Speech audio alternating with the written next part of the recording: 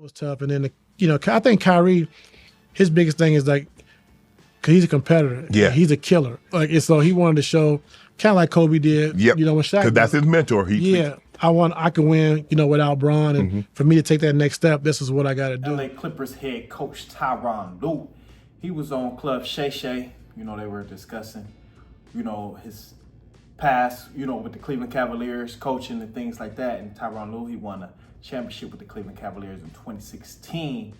Yes, and they were talking about Kyrie Irving and, his departure from the Cavs and him leaving LeBron. And a lot of people still don't know. Did LeBron want Kyrie traded? Did Kyrie want his own team? This is what I'll say. Me being in the city, this is what I'll say. This is what I'll say. LeBron James didn't want Kyrie traded, in my opinion.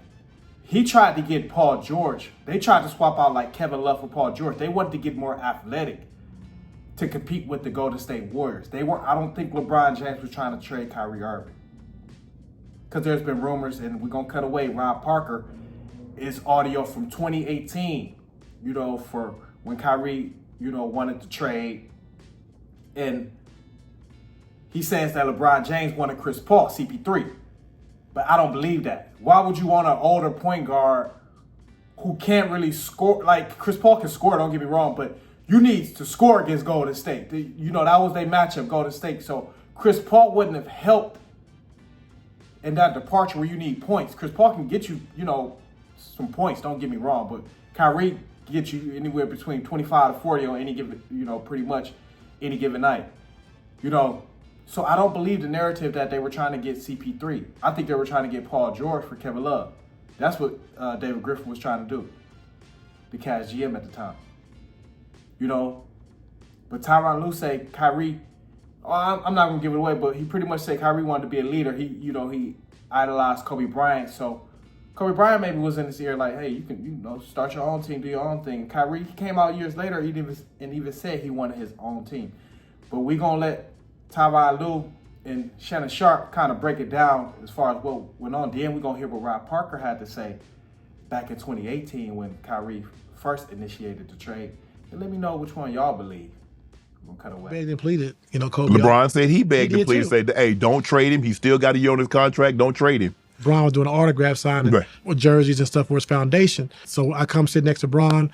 We sitting there, handling the phone, SportsCenter. Kyrie Irving's just been traded to the Boston Celtics. Man, Bron dropped the marker, and just lays back in his chair for about 10 minutes. Doesn't say a word, like just pissed off. And Bron was crushed. And I saw when that happened, I thought things would I thought Bron would do something different, sooner than later, and that's what he did. So you believe LeBron would have stayed in Cleveland had Kyrie stayed in Cleveland? Yes, I think so. Damn. I mean, you've seen breakups. You were there. I mean, you weren't there at the time, but Kobe and Shaq. You saw Blake and CP3. You saw LeBron and Kyrie. If somebody would have told you in the beginning how well it was working, that this was going to be the ultimate outcome, would you have believed it? As far as what? Them parting ways. All those guys? Yeah. No, I mean, I couldn't see it, the way it happened, especially like say Kobe and Shaq being in it every single day, being in the locker room, because they had too many great guys around them. Like, you had a lot of great buffers, like Rick Fox, Robert Horry, B. Shaw, Harp, they were old enough to understand what was at stake. Yes. And understand we got something special here. Yeah, something special. And so they would never let it come to where it came to, so that was tough. And then, I think Kyrie, his biggest thing is because he's a competitor. Yeah. He's a killer. And so he wanted to show, kind of like Kobe did, when Shaq. Because that's his mentor. I can win, without Bron. And for me to take that next step, this is what I got to do. And so to have his own team and to do that, that was his goal, and that's what he wanted to do. Right. So I don't think it was nothing, no ill will against Bron. Right. It was just something he wanted to do for his career. Right. Had LeBron and Kyrie stayed together, they won another championship? Yes, sir. Yes, sir. And I think, also think if KD doesn't go to Golden State. Oh, y'all, but they had to get him. Yeah. They had to get him. They were never going to beat you guys again, Ty Lue. Yeah. If KD doesn't go to Golden State, I think we win. And 3 in a row. And I think Kyrie stays because you can't leave after that. Right. Like, you know what I'm saying? And so I think he stays, and I think, like I said, we had a chance to win 2 or 3. Is there anything you could have done differently to maybe keep Kyrie and LeBron together, or has Kyrie made his mind up that he wanted to go elsewhere? He had made his mind up, but that's like another Kobe and Shaq situation. I would never have information to unveil. I do, Colin. My CWPFs, you know what that is? What? Close, warm, personal friends out in Cleveland. Warm? Yes, they are warm. Like alive? Like alive, and I Okay. know who they are. That was an interesting warm. Right? But they tell me this is it, and this makes sense to me, that Kyrie found out that after they won the championship, LeBron wanted Kyrie traded for Chris Paul. 2 years ago. 2 years ago, right? Wanted him traded. And I think that he found this out, and it cut him deep, and there's no trust. This makes sense on why Kyrie would want to move on and want to move away from the greatest player on the planet. Colin, you know this. Think about your own personal situation. If you thought the guy who you just went to battle with and won a championship with wanted to ditch you right after that for one of his best friends, it would hurt you. Yes. Okay.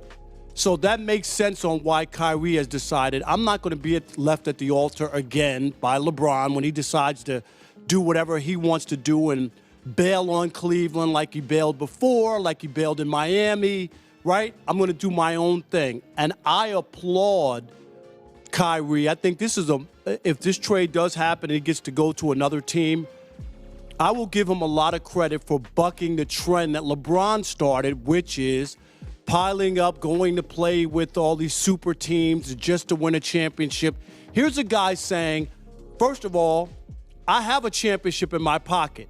And he didn't hitch onto LeBron's wagon to get it. He made the big shot to win that championship for Cleveland.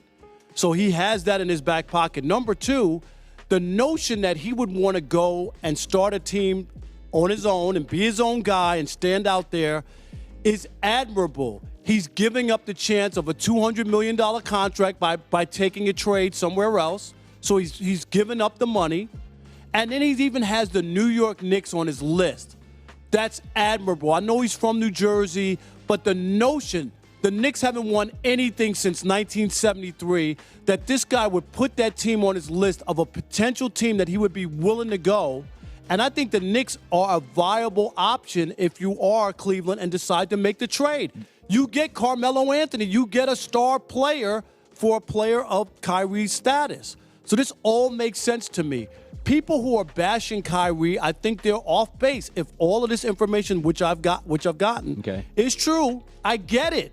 It would cut me deep. Okay, but I.